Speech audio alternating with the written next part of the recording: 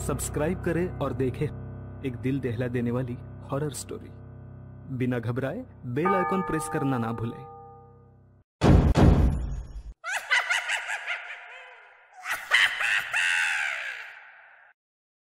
रात के 12:30 बज रहे थे। कोल्हापुर में धाराशिव जाने वाली सीनियर कॉलेज के छात्रों की बस जंगल के रास्ते से गुजर रही थी। ट्रिप खत्म करके वे वापस धाराशिव आ रहे थे। दिन भर मौज मस्ती करने की वजह से सभी छात्र थक कर सो गए थे। दरवाजे की सीट के पास विकास सर और सुशील सर खर्राटे ले रहे थे। बस ड्राइवर विजय मामा भी नींद में बस चला रहे थे। उनके बगल वाली सीट पर प्यून पांडु मामा बैठे हुए थे कि तभी बस के सामने जंगली सुअरों का झुंड आया। विजय मामा ने बस जंगल में रोक दी। कुछ देर में जब रास्ता खाली हुआ तो बस फिर से चलने लगी। कुछ ही देर में विकास सर के पीछे ही दूसरी सीट पर बैठा श्याम नींद से जाग गया। श्याम की उम्र 21 साल थी। पढ़ाई में बहुत तेज था, लेकिन हमेशा अकेला रहने वाला। ना किसी से बनती थी, ना ही उसका कोई दोस्त था। वह दूसरी सीट पर अकेला बैठा हुआ था। सर, टॉयलेट जाना है। सर ने आधी आंखें खोलकर खिड़की से बाहर देखा। बस अभी भी जंगल में ही थी। थोड़ी देर बैठ जाओ, जब जंगल खत्म होगा तब मुझे उठा दो, मैं बस रोक दूंगा। वे बोले और फिर आंखें बंद कर सो गए। श्याम बस की खिड़की से बाहर देखने लगा और जंगल खत्म होने का इंतजार करने लगा। कुछ ही देर में जंगल खत्म हुआ और बस वीरान जगह पर आ गई। उसने विकास सर को जगा दिया और उन्होंने ड्राइवर से बस को रोकने के लिए कहा। जैसे ही बस रुकी, विकास सर बोले, किसी को टॉयलेट होना है तो अभी उतर जाओ, वरना बस सीधे धाराशिव जाकर ही रुकेगी। आवाज सुनकर पिछली सीट पर बैठा श्रीकांत नींद से जाग गया। विकास सर टॉर्च लेकर पहले बस से बाहर उतर गए। उनके पीछे पीछे श्याम और श्रीकांत भी उतरे और वो दोनों अलग अलग झाड़ी के पीछे टॉयलेट करने गए। श्याम टॉयलेट करके वापस आया, लेकिन श्रीकांत अभी भी नहीं आया था कि तभी श्रीकांत जोर से चिल्लाया। उसकी आवाज सुनकर विकास सर और श्याम उसकी ओर भागे, लेकिन तभी श्रीकांत झाड़ी से बाहर आया। क्या हुआ, क्यों चिल्लाए थे? कुछ नहीं सर, चप्पल से होकर कांटा पैर में चुभा। उसकी आवाज सुनकर ड्राइवर और प्यून भी नीचे उतरे थे। वो सब बस में वापस चढ़ने ही वाले थे कि तभी एक बाइक बस के सामने आकर रुक गई। अरे भाई साहब, यहाँ के नहीं हो क्या आप? क्या आपको पता नहीं कि इस रास्ते पर लोगों को हमेशा चकवा लगता है? बाइक चलाने वाला बोला। चकवा नाम सुनकर विकास सर बोले, हाँ पता है, हम बस निकल ही रहे हैं। और वो सब बस में बैठ गए। सर, वो आदमी किस चकवे के बारे में बात कर रहा था? प्यून ने अगली सीट से ही मुड़कर विकास सर से पूछा। हिंदी में चकवा मतलब छलावा, छलावा मतलब भूत। कहते हैं जो लोग रात में सफर करते हुए मरते हैं, उनकी आत्मा छलावा बन जाती है। छलावा रात को सफर करते हुए यात्रियों को पकड़ लेता है और उन्हें अपने गंतव्य स्थल तक पहुंचने ही नहीं देता। वो बस उन्हें उसी जगह पर घुमाते रहता है। कितना भी भाग लो या फिर गाड़ी तेज भगाओ, आप उसी जगह पर आप पहुंच जाओगे जहां आपको छलावा ने पकड़ लिया था। या फिर वो लोग रास्ते से भटक जाएंगे और उस जगह पहुंच जाएंगे जहां पर छलावा उन्हें ले जाना चाहता है, विकास सर ने बताया। इसके बाद ड्राइवर बोला, और यात्री रात भर उसी जगह पर बार बार घूमते हैं। वो तब तक रास्ता भटकते हैं जब तक सूरज ना उगे। जैसे ही सूरज उगता है, उनकी ताकत कम हो जाती है। मेरे कुछ ड्राइवर दोस्त हैं, उनको भी छलावे ने पकड़ लिया था। कहते हैं छलावा बस उन्हीं यात्रियों को पकड़ता है जो थके हुए होते हैं, क्योंकि उन पर हावी होना बहुत आसान होता है ना। फिर तो छलावा बहुत ही खतरनाक है। प्यून घबराते हुए बोला, अरे कुछ खतरनाक वतरनाक नहीं है, ये सब अंधविश्वास है। ड्राइवर जब थक जाता है तो रात में उसे रास्ता समझना मुश्किल हो जाता है, इसलिए उसे भ्रम हो जाते हैं और वो रास्ता भटकता है। इसे ही अनपढ़ लोगों ने भूत यानी चकवा या छलावा का नाम दिया है, विकास सर बोले। यह सभी बातें श्याम और श्रीकांत सुन रहे थे। नहीं सर, छलावे होते हैं और कुछ छलावे तो जानलेवा भी होते हैं। मेरे दादाजी को छलावे ने इतना परेशान किया था कि मरते मरते बचे थे। रात को जितने भी एक्सीडेंट होते हैं, उनमें से कुछ ना कुछ एक्सीडेंट छलावे के कारण ही होते हैं। वो रात के बेरहम शिकार होते हैं। यात्रियों की थकान और डर ही उनकी ताकत होती है। शिकारियों की तरह ही वे यात्रियों को डराते हैं, भगाते हैं और उनकी जान लेकर उनका शिकार करते हैं। हमें बस इतना पता चलता है कि कार एक्सीडेंट में उनकी मौत हो गई है, लेकिन मौत का कारण छलावा ही होता है सर। श्याम ने डरावनी आवाज में कहा। सर, इस का कुछ मत सुनो, इसकी बुआ राइटर है, उन्हीं से सुनी होंगी ये बातें। और राइटर लोगों का तो काम ही होता है बातें बनाना, उसी से तो उनका घर चलता है। पिछली सीट पर बैठे श्रीकांत ने कहा, श्रीकांत चुप हो जाओ और सो जाओ। उन्होंने डांटते हुए कहा और उसके बाद सभी लोगों ने आंखें बंद कर ली और सो गए। कुछ समय बीता। श्याम अभी भी जाग रहा था और खिड़की से बाहर देख रहा था। बस किसी जंगल के बीचों बीच से गुजर रही थी कि तभी उसने देखा कि रास्ते के किनारे एक बंद पड़ी चाय की टपरी है। लेकिन ये चाय की टपरी तो मैंने पीछे भी पहले वाले जंगल में देखी थी। वह मन ही मन बोला और खिड़की के बाहर देखने लगा। तब उसे पता चला कि वो तो वही जंगल है जो वीरान जगह से पहले आया था। वह भागते हुए ड्राइवर के पास गया। विजय मामा नींद में बस चला रहे थे। बीच बीच में आंखें झपका रहे थे। विजय मामा, बस कौन से जंगल में है? होगी किसी जंगल में। रास्ते में जंगल कम है क्या? नहीं मामा, हम वापस उसी जंगल में पहुंच गए हैं जहां पर बस के सामने जंगली सुअर आ गए थे। नहीं बेटा, तुम्हें कुछ तो गलतफहमी हो रही है। वह जंगल तो कब का पीछे छूट गया है ना। उनकी बहस सुनकर विकास सर नींद से जाग गए। क्या हुआ श्याम? सर, हमें छलावा लग चुका है। उसने हमें पकड़ लिया है क्योंकि बस वापस उसी जंगल में आई है जहां से पहले गुजरी थी। लेकिन विकास सर भी ड्राइवर की तरह उस पर विश्वास नहीं कर रहे थे। सर, अगर आपको मेरी बात पर यकीन नहीं हो रहा है तो बाहर देखो। अभी कुछ देर रास्ते के किनारे एक ट्रक दिखाई देगा जो एक्सीडेंट में पलटी हो चुका है। और कुछ ही देर में रास्ते के किनारे सभी को पलटी हुई ट्रक दिखाई दी। ये देखकर सभी हैरान हो गए थे। ड्राइवर ने भी मान लिया कि श्याम सच बोल रहा है कि तभी जंगल खत्म हो गया और बस वही सुनसान वीरान जगह पर पहुंच गई जहां पर वो कुछ देर पहले टॉयलेट करने के लिए रोक दी गई थी। ये देखकर सभी की आंखें फटी की फटी रह गई थी। विकास सर की तो बत्ती ही गोल हो गई थी। श्रीकांत पिछले सीट से आगे आ चुका था। सबके चेहरे का रंग उड़ गया था। बस अभी भी रास्ते पर चल रही थी कि तभी वो फिर से वापस वही जंगल में पहुंच गई। वह सभी जान गए कि उन्हें छलावा ने पकड़ लिया है। ड्राइवर कोई दूसरा रास्ता मिलता है या नहीं ये देख रहा था, लेकिन फिर भी बस वापस उसी जंगल में आ जाती थी।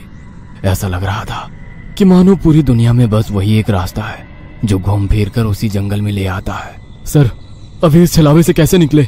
मैंने सुना है कि छलावे से बाहर तभी निकल सकते हैं जब सुबह हो जाए। इसका मतलब हमें रात भर इसी सड़क से गुजरना होगा, जंगल से वीराने में और वीराने से जंगल में। क्यों ना हम सुबह होने का इंतजार करते हुए उसी वीरान जगह पर रुक जाए। ड्राइवर बस चलाते हुए बोला। लेकिन शायद मैंने सुना है कि छलावे में रुकना ठीक बात नहीं है। नहीं सर, मेरी बुआ ने बताया था कि अगर सेफ जगह मिल जाए तो रुकने में कोई परेशानी नहीं है। बस इतना ही पता है तुम्हें? और कोई तरीका नहीं है क्या? है, लेकिन वो अभी के लिए नहीं है। और वैसे भी अगर जिस छलावे ने हमें पकड़ा है, अगर वो कमजोर हुआ तो उसकी शक्तियाँ कुछ ही देर में कमजोर हो जाएंगी और हम छलावे से छूट जाएंगे। फिर वो छलावा हमें नहीं पकड़ सकता। इन सभी की बातें सुनकर सोए हुए सुशील सर जाग गए। अरे क्या हुआ? आ गया क्या मेरा बोरगांव? सुशील सर उबासी लेते हुए बोले। तभी सभी ने उन्हें घटी हुई घटना बता दी। यह सुनकर सुशील सर के तो मानो होश ही उड़ गए। लेकिन तभी ड्राइवर जोर से चिल्लाया, सर, आगे एक गांव आया है। यह सुनकर सभी लोग ड्राइवर की तरफ भागे। तब उन्हें रास्ते के किनारे एक बोर्ड दिखाई दिया जिस पर लिखा था, बोरगांव में आपका स्वागत है। यह देख सुशील सर जोर से चिल्लाए, ये तो मेरा गांव है, लेकिन हम यहाँ इतने जल्दी कैसे पहुँचे? हमें तो कोल्हापुर से निकले मुश्किल से 2 घंटे हो गए हैं और मेरा गांव कोल्हापुर से 6-7 घंटे की दूरी पर। ये आपका गांव नहीं है सर, छलावा है। आपके मुंह से बोरगांव का नाम सुनकर छलावा हमें बोरगांव दिखाकर गुमराह कर रहा है। लेकिन अच्छा हुआ बोरगांव आ गया। मुझे लगता है कि हमें यहाँ पर सुरक्षित जगह ढूंढकर छिप जाना चाहिए। और सुशील सर के घर से ज्यादा सुरक्षित किसका घर हो सकता है? लेकिन सर, छलावे में एक जगह पर रुकना खतरे से खाली नहीं है और छलावा खुद में ही खतरा है। वो खुद में सुरक्षित जगह कैसे रख सकता है? तुझे मेरे से ज्यादा पता है क्या? बचपन से मैं भूतों के बारे में सुनते और पढ़ते आया हूँ। तू तय रहा। विजय मामा, बस सुशील सर के घर की तरफ ले चलो। सुशील सर ने ड्राइवर को अपने घर का रास्ता दिखाया। लेकिन तभी उन्हें उनके गली में लोगों की भीड़ दिखाई दी। बस आगे नहीं जा सकती थी, इसीलिए उन्होंने बस दूर ही खड़ी कर दी। भीड़ में खड़े लोग जोर जोर से रो रहे थे और भीड़ का रुख सुशील सर के घर की तरफ ही था। भीड़ के रोने की आवाज सुनकर वे सभी लोग डर गए। सुशील सर बस से उतरे और भीड़ में घुस गए। उनके पीछे पीछे सभी भीड़ में घुस गए। वह सभी भीड़ को चीरते हुए सुशील सर के घर के सामने जा पहुंचे और आगे का नजारा देख उनकी रूह कांप उठी, क्योंकि जमीन पर खून से लथपथ 4 लाशें पड़ी हुई थी और वो लाशें थी सुशील सर के बीवी बच्चे की और उनके माता पिता की, उन सभी की किसी धारदार हथियार से गला काटकर हत्या कर दी गई थी। खुद के परिवार की लाशें देखकर सुशील सर का दिल सहम गया और वो रो पड़े। ये क्या हो गया? किसने मारा उन्हें? उन्होंने रोते हुए एक आंख वाले बूढ़े आदमी से पूछा, आज तुम्हारे बीवी ने चाकू से तुम्हारे बच्चे का और तुम्हारे माता पिता का गला चीरकर उन्हें मार डाला और फिर खुद का गला काट कर खुदकुशी कर ली। क्या? लेकिन क्यों? उसने ऐसा क्यों किया? अरे तुमने ही उसे ऐसा करने पर मजबूर किया होगा, वरना वो तो बहुत ही समझदार और नेक दिल इंसान थी। क्या शादी के इतने सालों बाद भी मैंने उसे कभी रुलाया नहीं है और आप मुझ पर इल्जाम लगा रहे हैं? तुमने ही उसे ऐसा करने पर मजबूर किया है। ये लो चाकू और अपनी जान देकर अपने गुनाह का प्रायश्चित कर लो। वैसे भी तुम अकेले इस दुनिया में जीकर क्या करोगे? खुद की जान दे दो, वरना उनकी आत्मा को कभी शांति नहीं मिलेगी। न जाने सुशील सर को क्या हुआ, वो उस आदमी की बातों में आ गए। ऐसा लग रहा था कि वो उसकी बातों से वश में आ गए थे। उन्होंने वो चाकू अपने हाथ में लिया और रोते हुए बोले, हाँ हाँ, मैं प्रायश्चित करूंगा, मैं अपनी जान दूंगा। वैसे पास खड़े ड्राइवर ने उन्हें रोका। अरे सर, ये आप क्या कर रहे हो? ये सब छलावा है, आपका परिवार नहीं है। आपका परिवार घर पर सुरक्षित है। तभी एक आंख वाला आदमी बोला, तूने अगर एक लफ्ज भी आगे कहा तो तुम्हें पकड़कर गांव के बीचों बीच सूली पे चढ़वा देंगे। यह सुनकर ड्राइवर डर गया और चुप बैठ गया। सुशील सर ने जमीन पर बैठकर चाकू की धार अपने गले पर रखी। सर, ऐसा मत करिए, यह सब कुछ छलावा है, इसके चंगुल में मत फंसिए सर।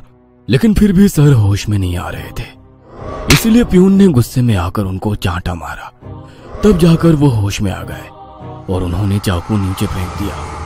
ये देख एक आंख वाला आदमी गुस्सा हो गया। भाइयों, इन लोगों को भीड़ से बाहर निकाल दो, इन्हें हम बाद में देखेंगे, पहले इस सुशील के बच्चे को पकड़ लो। ये सुनकर भीड़ में खड़े लोगों ने सभी को भीड़ से बाहर कर दिया।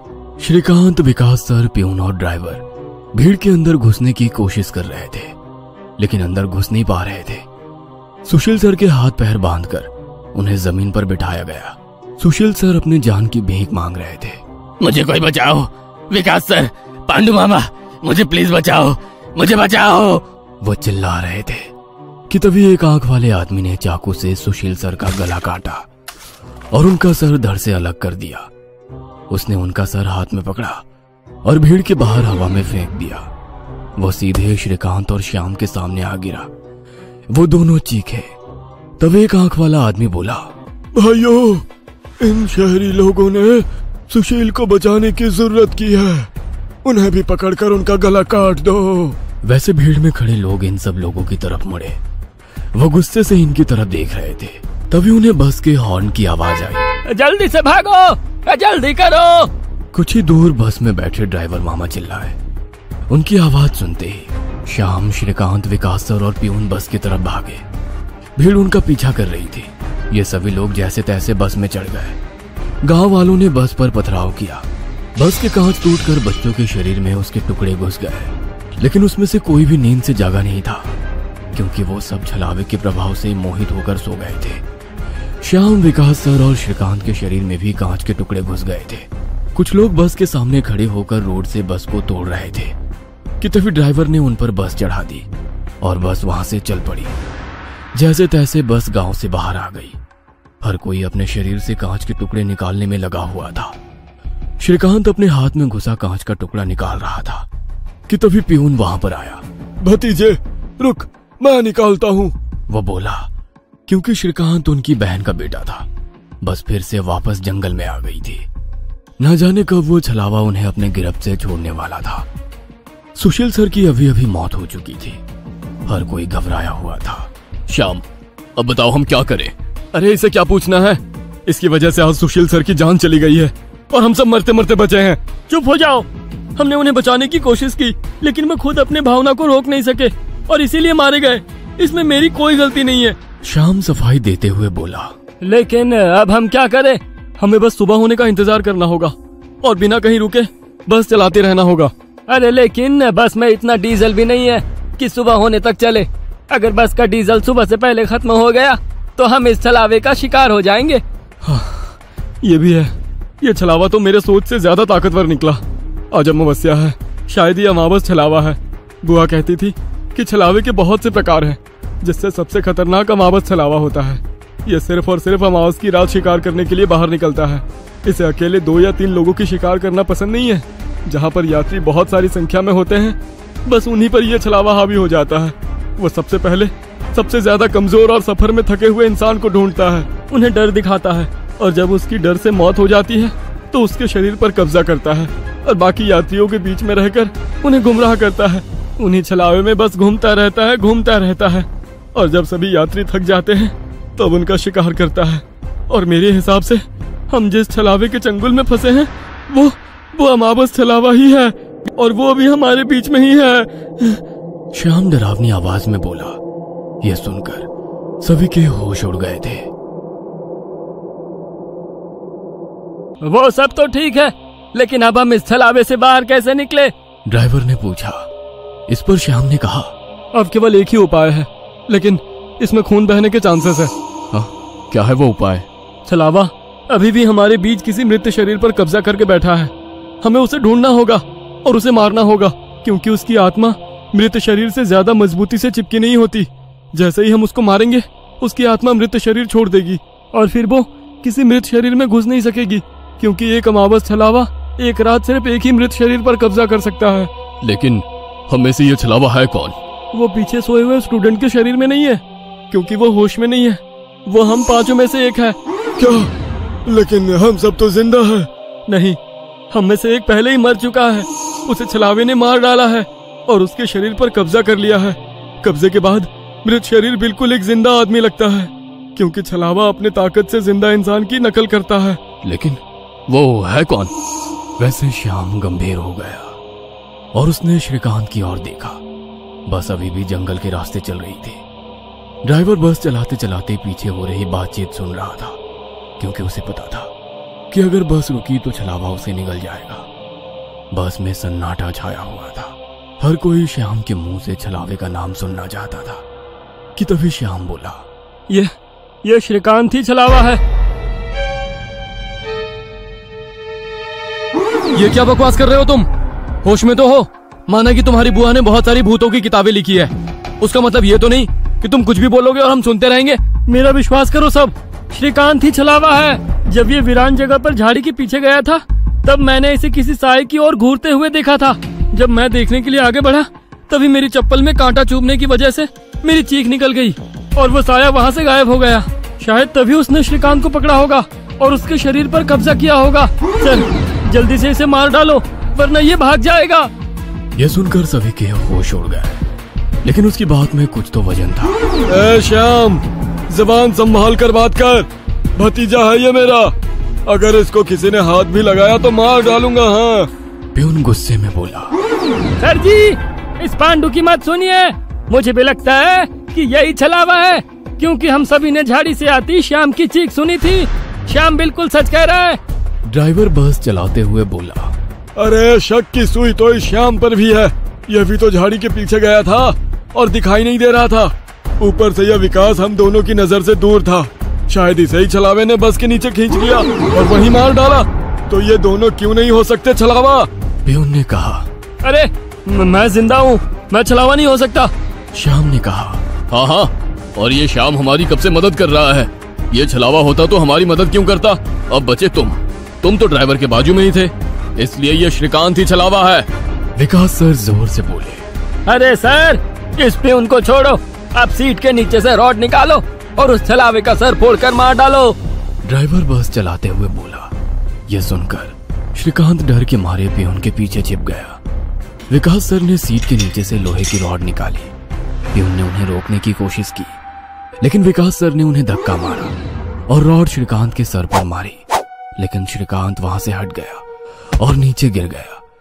वो रॉड से दूसरा हमला करते कि तभी प्यून ने पीछे से रॉड पकड़ी और विकास सर के हाथों से रॉड खींचकर उन्हें खिड़की पर धकेल दिया और उनके सर में रॉड दे मारा।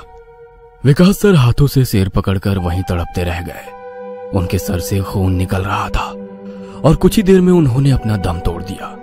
यह देख श्याम चिल्लाया, विजय मामा, जल्दी से पीछे आइए, इन दोनों ने विकास सर को मार डाला।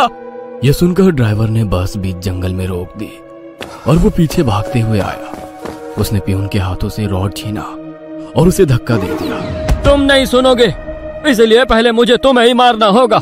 ड्राइवर गुस्से में पियून से बोला और वो पियून के सर पर रॉड से हमला करता कि इससे पहले ही पियून ने कांच का नुकीला टुकड़ा तोड़कर ड्राइवर के पेट में घोंप दिया।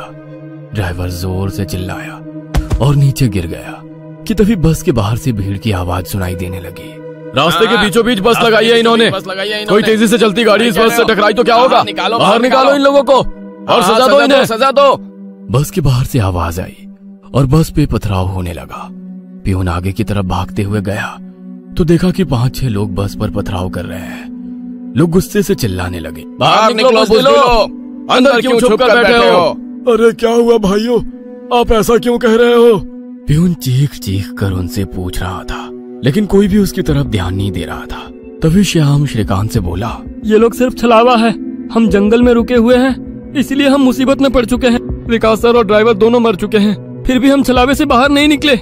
इसका मतलब छलावा अभी भी हमारे बीच में है और वो छलावा तुम्हारा मामा है। ये सुनकर श्रीकांत की आंखें फटी की फटी रह गईं। नहीं नहीं, ऐसा नहीं हो सकता। अरे ऐसा ही है श्रीकांत, तुमने देखा कि किस तरह से तुम्हारे मामा ने विकास सर और ड्राइवर की जान ली। वो उन्हें सिर्फ घायल भी तो कर सकता था, लेकिन नहीं, उसने उनकी जान ली। अब तो अपने मामा प्रेम से बाहर आओ श्रीकांत और देखो उस आदमी को, वो तुम्हारा मामा नहीं छलावा है। यह सुनकर श्रीकांत सोच में पड़ गया। श्रीकांत, लोग अभी बस के कांच तोड़कर अंदर आ जाएंगे और हमारी जान ले लेंगे। इससे पहले हमें यहाँ से निकलना होगा। मैं बस को यहाँ से निकालता हूँ और तुम इस छलावे को पीछे बुलाकर इस कांच के टुकड़े से घोंप दो। छलावा मर जाएगा और हमारी जान बच जाएगी।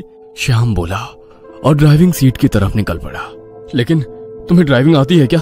अरे मेरे मामा की ट्रैवल एजेंसी है, इसलिए मैं बस पहले ही चलाना जानता हूँ, उसने कहा और ड्राइविंग सीट पर जा बैठा। उसने बस चालू की और बस चलाने लगा। पियून पीछे श्रीकांत के पास जा पहुंचा। श्याम बहुत ही मन लगाकर बस को भगा रहा था कि तभी उसे पियून की चीख सुनाई दी। उसने मिरर में देखा तो पियून गले में हाथ लगा के नीचे गिर गया। श्रीकांत के हाथ में खून से सना कांच का टुकड़ा था। उसने अपने ही मामा को गला काट कर मार डाला था। श्रीकांत श्याम के पास आया। श्याम ने बस रोक दी। मैंने छलावे को मार डाला।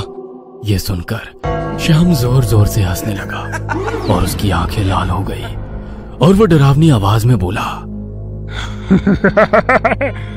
लेकिन छलावा तो मैं हूँ। यह सुनकर श्रीकांत के तो होश उड़ गए। अरे चौंक क्यों रहे हो, मैं ही छलावा हूँ। जंगल में जब बस के आगे सुअरों का झुंड आया था, तभी मैं बस में घुस गया था। मैंने बस में सबसे कमजोर और थका हुआ यात्री चुना। ये श्याम थकान के कारण गहरी नींद में सो गया था। मैंने इसे जगाया और मेरा असली रूप दिखाया। मेरा डरावना रूप देखकर ये उसी वक्त सीने पर हाथ लगाते हुए मर गया। मैंने तुरंत इसके शरीर पर कब्जा कर लिया। तभी मैंने जाना कि पिछली सीट पर बैठा एक लड़का, मतलब कि तू, आधी नींद में था और टॉयलेट जाने के विचार में था, और मैंने अपना खेल शुरू कर दिया। मैंने बस में बैठे सभी को छलावे की कहानी सुनाकर डरा दिया, क्योंकि डर ही मेरा सबसे बड़ा हथियार है। मैंने जानबूझकर तुम सबको गुमराह किया और सुशील सर के गांव ले गया और तुम्हें छलावे में रुकने के लिए मजबूर किया और सुशील सर की जान ली। मैंने ही विकास सर, तेरा मामा और ड्राइवर को एक दूसरे से लड़ाया ताकि वो आपस में लड़ कर मर सके, और आखिर मैंने तुम्हारे हाथों से ही तुम्हारे मामा का खून करवाया। ऐसा कहकर वो हंसने लगा। यही मेरा खेल यानी कि शिकार थी। तूने अपने ही मामा की जान ली, उस मामा की जिसने तुम्हें बचाने के लिए अपने जान पर खेलकर 2 आदमियों की जान ली। अब तुम्हारा जी कर क्या फायदा। यह सुनकर श्रीकांत के आंखों में आंसू आ गए। उसे अपनी गलती का एहसास हो गया। श्रीकांत, आओ बैठ जाओ इस ड्राइविंग सीट पे और ठोक दो इसे किसी पेड़ पे। ले लो खुद की और इन सभी यात्रियों की जान। छलावा श्रीकांत की आंखों में देखकर बोला। शायद उन लाल आंखों का जादू श्रीकांत पे हो रहा था। वो छलावे की बातों में आ गया था, जैसे सुशील सर आ गए थे और खुद की जान लेने के लिए तैयार हो गए थे। शायद श्रीकांत को अपने किए का पछतावा हो रहा था और वो छलावे की बात मानने वाला था कि तभी श्रीकांत ने अपने आंसू पोंछे और वो जोर से चिल्लाया, मामा। छलावे को पीछे पैरों की आहट सुनाई दी और उसने मुड़कर देखा कि तभी प्यून ने लोहे का रॉड छलावे के सर पे दे मारा और उसके सर पर 4-5 बार हमला कर उसका सर कुचल दिया। तुम्हें क्या लगा खेल केवल तुम ही खेल सकते हो? अरे मैंने तो तुम्हें तभी पकड़ लिया था जब तुम विकास सर और ड्राइवर की मौत देखकर मुस्कुरा रहे थे। तुम अपनी खुशी छुपा नहीं पाए। तब मेरे दिमाग में तुम्हारी बातें आई। जानबूझकर तुमने हमें गुमराह करके छलावे में रोका और तुम्हारी वजह से सुशील सर की जान गई। तुमने मुझ पर ही छलावा होने का इल्जाम लगाया, हाँ, और मेरे मामा विकास सर और ड्राइवर के बीच आग लगा दी और बाद में तुमने मुझे ही मेरे मामा को मारने के लिए कहा। और हद तो तब हो गई जब तुमने कहा कि तुम्हारे मामा की ट्रैवल एजेंसी है, जबकि श्याम का मामा तो हमारे कॉलेज के बाहर गोलगप्पे का ठेला लगाता है। श्रीकांत ने अपने मामा के हाथों से लोहे की रॉड ली और छलावे से बोला, अब तुम चैन से शिकार करने के लिए अगले अमावस की रात का इंतजार करो, क्योंकि आज तुम खुद शिकार हो गए हो।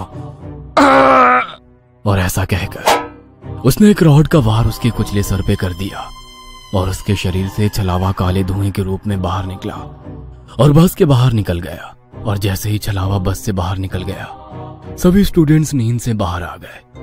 आज पहली बार कोई अमावस छलावा किसी यात्री से हारा हुआ था। बस के ऊपर हवा में उड़ता हुआ छलावा दर्द से तड़पने लगा और चिल्लाते हुए हवा में बिखर गया। उस छलावे को अपनी योनि से मुक्ति मिल गई, क्योंकि ये सृष्टि का नियम है कि जब भी कोई छलावा इंसान से हारता है उसका अंत हो जाता है और उसे मुक्ति मिल जाती है। आधी रात का समय था। एक गाड़ी हवा से बातें करती लोनावला की घुमावदार सड़कों पर दौड़ी चली जा रही थी।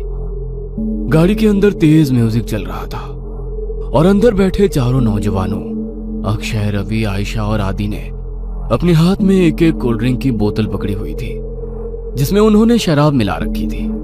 शराब के नशे में झूमते हुए अचानक ही अक्षय ने गाड़ी में ब्रेक लगा। अचानक ब्रेक लगने के कारण चारों को एक जोरदार झटका लगा और जैसे शराब का नशा एक झटके में चूर हो गया। घबराते हुए रवि, आदि और आयशा गाड़ी से बाहर निकल आए। क्या हुआ अक्षय, इतनी जोर से ब्रेक क्यों लगा दिया? सब ठीक तो है ना? लगता है डिक्की खुली रह गई है। जा दी, तू चेक करके आ। कुछ नहीं हुआ बे, बस वैसे ही मजे ले रहा था। इसका बर्थडे है, इसे परेशान करना तो बनता है ना। तुम्हें अगर ज्यादा मस्ती सूझ रही है तो हटो, मैं ड्राइव करती हूँ। गाइस, मुझे लगता है अक्षय पीकर आउट हो चुका है। ए आयशा, चुप करके बैठना पीछे। बोला ना तुझे मजाक कर रहा था। आदि आ जाना यार, कुछ नहीं है डिक्की में, बैठ जल्दी। आशा के बुलाने पर आदि भी आकर अपनी सीट पर बैठ जाता है और अक्षय वापस से गाड़ी स्टार्ट कर देता है। यार 100 की स्पीड में भागती गाड़ी में तूने ब्रेक लगा दिया। अगर गाड़ी पहाड़ से नीचे गिर जाती तो अभी इन वादियों में भूत बनकर घूमते अपन लोग हैं। यार प्लीज ऐसा करो, किसी लॉज पर गाड़ी रोक दो, हम लोग सुबह निकलेंगे। अब तेरी क्या प्रॉब्लम है? तुम लोग समझ नहीं रहे हो यार, तुम सबको चढ़ गई है, अपने होश में नहीं हो तुम लोग।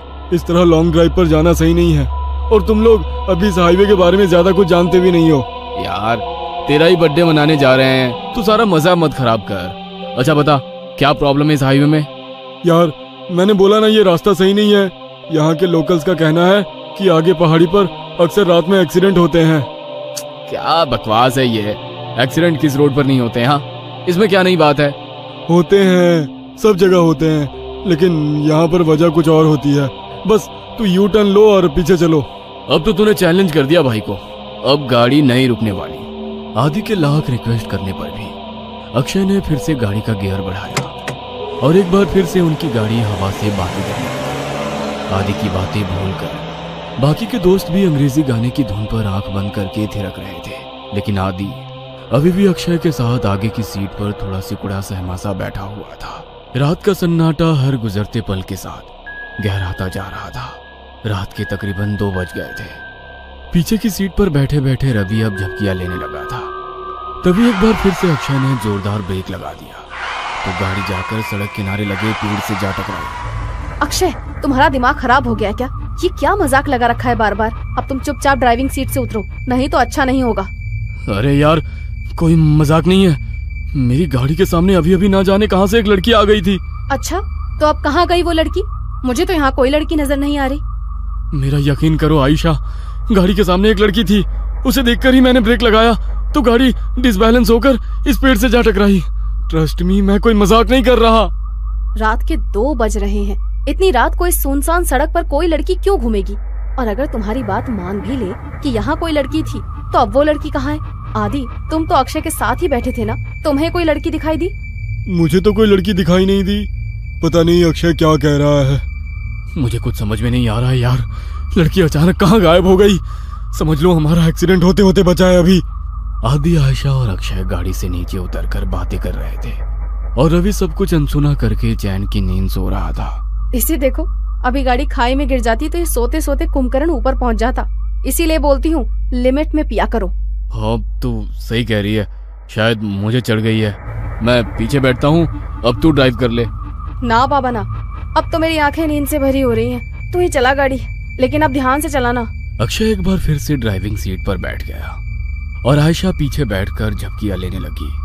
कुछ देर बाद, यार आदि, मुझे ऐसा लग रहा है हम बार बार उसी रास्ते पर आ रहे हैं। सब गोल गोल घूम रहा है यहाँ। वही पेड़, वही पहाड़। मुझे सच में चढ़ गई है क्या यार? तू एक बार लोकेशन चेक करना। भाई, पहाड़ एक जैसे ही होते हैं, इसमें क्या अलग होगा? आदि अपना मोबाइल निकालता है, लेकिन मोबाइल में कोई नेटवर्क ही नहीं आ रहा था। यार, मेरे फोन में नेटवर्क ही नहीं है। तभी अक्षय को गाड़ी की लाइट्स में सामने एक आदिवासी पहनावे वाली लड़की दिखाई देती है। लगता है मुझे फिर से वहम हो रहा है। अगर अब मैंने ब्रेक लगाया तो ये सब मिलकर मुझे ही पहाड़ से नीचे फेंक देंगे। अक्षय लड़की की ओर गाड़ी बढ़ाने लगता है। अरे, तुझे दिखाई नहीं दे रहा? सामने कोई लड़की है, उसे गाड़ी से उड़ा ही देगा क्या? आदि की बात सुनकर अक्षय लड़की से कुछ दूरी पर ही गाड़ी रोक देता है। अक्षय, अचानक ये लड़की कहाँ से आ टपकी? चुपचाप गाड़ी आगे बढ़ा। मुझे कुछ ठीक नहीं लग रहा है, बाहर मत निकलना। अरे यार, बहुत घबराई हुई लग रही है और रात भी हो रही है। देखने तो देख क्या बात है। मैं बोल रहा हूँ ना, ये रास्ता सही नहीं है यार। यहाँ पर अक्सर लोगों को छलावा लग जाता है। तो फिर शुरू हो गया। तभी वो लड़की दौड़ते हुए उनकी गाड़ी के पास आ जाती है। मुझे भूलनपुर तक छोड़ दो साहब, आपकी बड़ी मेहरबानी होगी। क्या बात है, डरी हुई क्यों लग रही हो? साहब, वो लोग मेरे पीछे लगे हैं। आप बस जल्दी से यहाँ से चलो, नहीं तो कुछ भी हो सकता है। लड़की की बात सुनकर अक्षय गाड़ी का दरवाजा खोल देता है और लड़की आकर आयशा के बगल में बैठ जाती है। आपका बहुत बहुत शुक्रिया साहब, आज तो मैं बाल बाल बची हूँ। आपको पता नहीं है साहब, इतनी रात गए इधर निकलना सही नहीं है। यहाँ रात गए अपने शिकार की तलाश में छलावा घूमता है। कहते हैं जिसके ऊपर छलावा की नजर पड़ जाए, फिर वो नजर बांध देता है। उसके बाद आप वही देखोगे जो वो आपको दिखाएगा। लेकिन तुम भाग क्यों रही थी? कौन था तुम्हारे पीछे? साहब, मैं छलावा के पकड़ में आ गई थी। बड़ी मुश्किल से अपनी जान बचाकर भागी हूँ। लड़की अभी अपनी कहानी सुना ही रही थी कि सामने से कुछ लोग मशाल लेकर सड़क के बीचों बीच खड़े हो जाते हैं। अरे, ये लोग ऐसे सड़क घेर कर क्यों खड़े हो गए हैं? कौन है ये लोग? ओह शिट, हॉर्न बजा जल्दी। इन लोगों पर हॉर्न का कोई असर नहीं पड़ रहा यार। एकटक घुरे जा रहे हैं और अपनी जगह से टस से मस तक नहीं हो रहे हैं। मुझे तो बहुत गुस्से में लग रहे हैं। क्या करूं? पतली सी सड़क है, अगर ये सामने से नहीं हटे तो गाड़ी रोकनी पड़ेगी। गाड़ी रोकते ही कहीं इन्होंने हम पर हमला कर दिया तो? साहब, ये आदमी नहीं है, आप बस गाड़ी मत रोकना। अगर इन्होंने हमें पकड़ लिया तो अच्छा नहीं होगा, हम में से कोई नहीं बचेगा। क्या मतलब है तुम्हारा? मैं उन पर गाड़ी चढ़ा दूं? नहीं नहीं, ये मुझसे नहीं हो पाएगा। अक्षय की गाड़ी धीरे धीरे उस भीड़ के नजदीक पहुंच रही थी। भीड़ में खड़े लोगों के हाथों में जलती हुई मशाल और लाठी डंडे दिखाई पड़ रहे थे। इसके साथ ही उनके चेहरे पर गुस्सा भी साफ साफ देखा जा सकता था। जैसे ही गाड़ी उस भीड़ के नजदीक पहुंचने को हुई, अचानक ही अक्षय को दाईं ओर एक मोड़ दिखाई दिया और उसने गाड़ी उधर ही घुमा दी। अब गाड़ी उस सुनसान रास्ते पर दौड़ती चली जा रही थी। अचानक ही आयशा की नींद टूट जाती है। अरे यार, ये लड़की कौन है और ये कहाँ आ गए हम लोग? यार आयशा, हम अपनी आंखों से छलावा देखकर आ रहे हैं। बस लास्ट मोमेंट पर अक्षय ने इस रोड पर गाड़ी घुमा ली, नहीं तो पता नहीं आज क्या होता। मुझे तो अभी तक सोच सोच कर ही घबराहट हो रही है।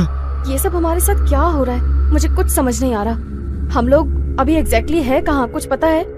आशा के इतना कहते ही अक्षय को सड़क पर एक बोर्ड दिखाई देता है। ये देख, सामने बोर्ड पर लिखा है लोनावला 60 किलोमीटर। लो, हम तो बस 1 घंटे में लोनावला पहुंचने वाले हैं। लेकिन लोनावला पहुंचने में तो 8 घंटे लगते हैं ना। इतनी जल्दी हम लोग लोनावला कैसे पहुंच सकते हैं? आखिर ये कौन सा रोड है जो इतनी जल्दी वहाँ पहुँचा रहा है? वेट, मुझे ऐसा क्यों लग रहा है कि हमारी ये ट्रिप कुछ अनयूजुअल सी हो गई है। रवि सोए ही जा रहा है, इतना कुछ हो गया लेकिन इसकी नींद ही नहीं खुल रही है। आधी रात को तुम्हें ये लड़की मिल जाती है, फिर ये पता नहीं कौन सा नया रास्ता मिल जाता है, और अब तुम कह रहे हो लोनावला बस 60 किलोमीटर बचा है। I can't believe it. कुछ तो गड़बड़ हो रही है हमारे साथ। क्या यार आयशा, तू तो मजे से नींद में झपकियां ले रही थी ना। अगर तूने वो मशाल और हथियार वाले लोग देखे होते तो तुझे भी यकीन हो जाता। अक्षय ने जो उस मोमेंट पर किया वो सही किया, कुछ अनयूजुअल नहीं है। मैं अक्षय को गलत नहीं बता रही हूँ, लेकिन मुझे यकीन नहीं है कि ये रास्ता सही है। आयशा, आदि और अक्षय के बीच बहस चल रही थी कि उन्हें सड़क के किनारे एक ढाबा दिखाई देता है। चलो इस ढाबे पर उतरकर पता करते हैं कि ये रास्ता कहाँ जाता है। नहीं साहब, मैं गाड़ी से नीचे नहीं उतरूंगी, आप लोग जाइए, मैं यही ठीक हूँ। मुझे बहुत डर लग रहा है। मुझे भी लगता है कि हमें यहाँ पर नहीं उतरना चाहिए। जहाँ तक मुझे पता है इस पहाड़ी रास्ते पर कोई ढाबा नहीं है, फिर ये ढाबा अचानक कहाँ से आ गया? अरे यार चलो ना, तुम लोग हर काम बिगाड़ते क्यों रहते हो? कुछ खाने को मिल जाए तो ले लेंगे, फ्रेश भी हो लेंगे। ये रवि तो उठ ही नहीं रहा है, इसके लिए भी कुछ पैक करा लेंगे। आदि और अक्षय के कई बार समझाने पर भी आयशा और वो लड़की गाड़ी से उतरने के लिए तैयार नहीं हुई, इसलिए वो दोनों ही ढाबे के अंदर पहुंच जाते हैं। वहां पहुंचकर अक्षय सिगरेट सुलगा लेता है। आदि, सिगरेट पिएगा? दूर रख इसे, पहले ही शराब पी रखी है, ऊपर से ये सिगरेट। पागल मत बन अक्षय, तुझे गाड़ी भी चलानी है। अरे वो तो कब की उतर गई भाई। कोई है? अरे भाई कुछ मिलेगा खाने के लिए? अक्षय के कहीं बाहर आवाज लगाने पर एक रहस्यमयी सा दिखने वाला आदमी अंदर से बाहर आता है। कुछ खाने के लिए है? अक्षय की बात सुनकर वह आदमी एक प्लेट में दाल चावल निकालकर उसकी ओर बढ़ा देता है। छी, ये कैसा खाना है? इसमें तो कीड़े रेंग रहे हैं। खाओ चुपचाप, हम भी कई दिनों से भूखे हैं। अब तुम आ गए हो, अब हमारी भूख भी मिट जाएगी। उस आदमी की रहस्यमयी बातें सुनकर अक्षय बहुत घबरा जाता है। अक्षय उस आदमी को धक्का देकर वहां से भागते हुए गाड़ी की तरफ आ जाता है। आदि चल यहाँ से, ये आदमी मुझे कुछ ठीक नहीं लग रहा है, यहाँ रुकना सही नहीं है। कहाँ तक भागोगे? वो तुम तक पहुंच चुका है, छल चुका है तुम्हें, अब तुम में से कोई नहीं बचेगा। इतना कहकर वो आदमी वहां से गायब हो जाता है।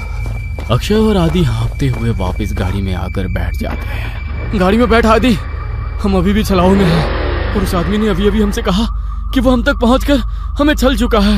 इसका मतलब कहीं ये तो नहीं कि छलावा हम में से ही कोई एक हो? अबे क्या बकवास कर रहा है, क्या नई कहानियां बना रहा है अब तू? अरे तू तो पूरे रास्ते सो रहा था ना, तुझे नहीं पता हमारे साथ क्या क्या हुआ है। तू चुप रह, ये ढाबा भी एक छलावा ही था। कुछ समझ नहीं आ रहा है क्या सच है क्या भ्रम। 1 मिनट रवि, इतनी बार गाड़ी रुकी, इतना शोरगुल हुआ, तेरी नींद कैसे नहीं टूटी? तू रवि ही है ना? कहीं ऐसा तो नहीं कि यही छलावा हो? सोचो गाइस, पूरे रास्ते इसने हमसे कोई बात नहीं की है। ए, तुम लोग पागल हो गए हो क्या? हाँ, मुझे तो लगता है ये लड़की ही छलावा है।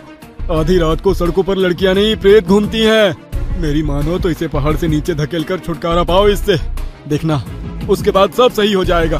पागल मत बनो, मैं एक इनोसेंट लड़की को ऐसे कुछ भी करने नहीं दूंगा। मुझे तो लगता है साहब ये आदि सर ही छलावा है, यही हमें ढाबे में ले जाने के लिए पीछे पड़े थे। ये सब इनकी ही चाल है। अरे बस करो तुम सब के सब, ये क्या तमाशा शुरू कर दिया? तुम चुप करो अब, मैं अभी मरना नहीं चाहती। सबसे पहले तो मैं इस लड़की का काम तमाम करूंगी। मुझे भी लगता है कि ये लड़की ही गड़बड़ है। आशा अपने बगल में बैठी उस आदिवासी लड़की का गला दबाने लगती है। आशा को उस लड़की का गला दबाते देखकर अक्षय गाड़ी रोक देता है और उसे बचाने की कोशिश करने लगता है। इस लड़की के लिए मैं अपने दोस्तों की जान खतरे में नहीं पड़ने दूंगा। तभी रवि गाड़ी में रखी लोहे की रॉड उठाकर उस लड़की के सर पे दे मारता है। ये क्या कर दिया तूने? बस खत्म हो गई प्रॉब्लम। इसकी बॉडी को गाड़ी से बाहर फेंको और आगे बढ़ो। लड़की को मारने के बाद वे लोग उसकी बॉडी को गाड़ी से नीचे उतार रहे होते हैं कि तभी दूसरी ओर से कुछ गांव वाले मशाल लेकर उनकी ओर दौड़ते दिखाई पड़ते हैं। ये तो वही लोग हैं ना जिसे ये लड़की छलावा बोल रही थी।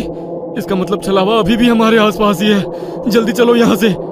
वे चारों घबरा कर फिर से गाड़ी में बैठ जाते हैं। देखो, सुबह होने में बस 1 ही घंटा बाकी है। हमारे बीच जो भी छलावा है वो अगले 1 घंटे में हम सबको अपने साथ ले जाएगा। हमें उसके बारे में पता लगाकर उसे खत्म करना होगा, नहीं तो हम में से कोई नहीं बचेगा। Calm down. ये जो कुछ भी है इसने हमारी सोचने की शक्ति को खत्म कर दी है। हम लोग एक भ्रम में हैं। क्या सच है क्या झूठ कुछ भी समझ नहीं आ रहा है। वो हमें इमोशनली ब्रेक कर रहा है ताकि हम पर काबू कर सके। तू अपना प्रवचन अपने पास रख। मैं तुम तीनों को ही खत्म कर दूंगा, तो छलावा के बचने का कोई चांस भी नहीं रहेगा। तू मुझे भी मार देगा रवि? तू तो मुझसे प्यार करता था ना। Shut up. मुझे यहाँ से जिंदा अपने घर जाना है बस। इससे पहले कि रवि आयशा को मारता, आयशा अपने गले में पहने हुए स्कार्फ से रवि का गला घोटने लगती है। तू ही है वो राक्षस, तुझे ही खत्म कर देती हूँ, सारी प्रॉब्लम खत्म हो जाएगी। आयशा और रवि के बीच होती हाथापाई को देखकर अक्षय अचानक से अपनी सीट के पास रखी बियर की बोतल को आदि के सर पर दे मारता है। उस फूटी हुई बोतल से ही अक्षय आदि के ऊपर एक के बाद एक कई सारे वार कर देता है। अक्षय के आदि पर हमला कर देने से अचानक ही आदि का चेहरा बदलने लगता है और वो एक खौफनाक चेहरे वाले प्रेत में बदल जाता है। आदि का चेहरा बिल्कुल काला हो गया था और उसके बदन पर कपड़े भी पुराने और फटे दिखाई दे रहे थे। हैरानी से अक्षय की ओर घूरते हुए वो जोर से चिल्लाया, नहीं, ये नहीं हो सकता। आज तक मेरे भ्रमजाल से निकलकर कोई बाहर नहीं आ पाया है। तुझे कैसे पता चला कि मैं ही छलावा हूँ? पिछले काफी देर से मैं आज रात की सारी घटनाओं की कड़ियां आपस में जोड़ने की कोशिश कर रहा था।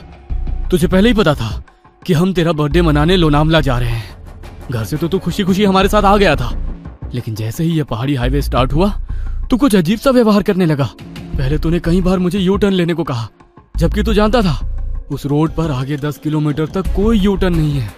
उसके बाद उस लड़की को लिफ्ट देने से मना करना, अचानक से छलावे की कहानी सुनाने लगना, जबकि तू तो इन बातों को कभी मानता ही नहीं है। वो गांव की लड़की ठीक कह रही थी, तू ही मुझे जानबूझकर उस ढाबे में ले गया था, लेकिन मैं वहां से बचकर किसी तरह निकल आया। मेरे सिगरेट के लिए पूछने पर तूने मेरा हाथ जब झटका वो मुझे बहुत अजीब लगा था। और सबसे जरूरी बात, रवि तो पूरे रास्ते गाड़ी से उतरा ही नहीं था। इसीलिए जब आयशा रवि को मारने लगी तो मैंने तेरी तरफ नजर घुमाकर देखा। तू अपनी सीट पर बैठा बड़े आराम से मुस्कुरा रहा था। कोई दोस्त अपने दोस्त को ऐसी हालत में देखकर हंस नहीं सकता। मैं समझ गया कि छलावा तू ही है और कोई नहीं। मूर्ख हो तुम सब। मैंने तुम्हें समझने के लिए कितने मौके दिए, लेकिन तुम मूर्ख के मूर्ख ही रहे।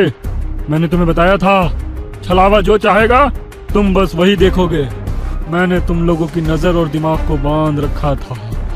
गांव के लोग उस लड़की को नहीं, मुझे पकड़ने के लिए तुम्हारा पीछा कर रहे थे। इसलिए मैंने तुमसे कहा कि गाड़ी मत रोकना। मैंने ही तुम्हें वो ढाबा दिखाया ताकि तुम सब वहां नीचे उतर जाओ और मैं अपना शिकार कर लूं।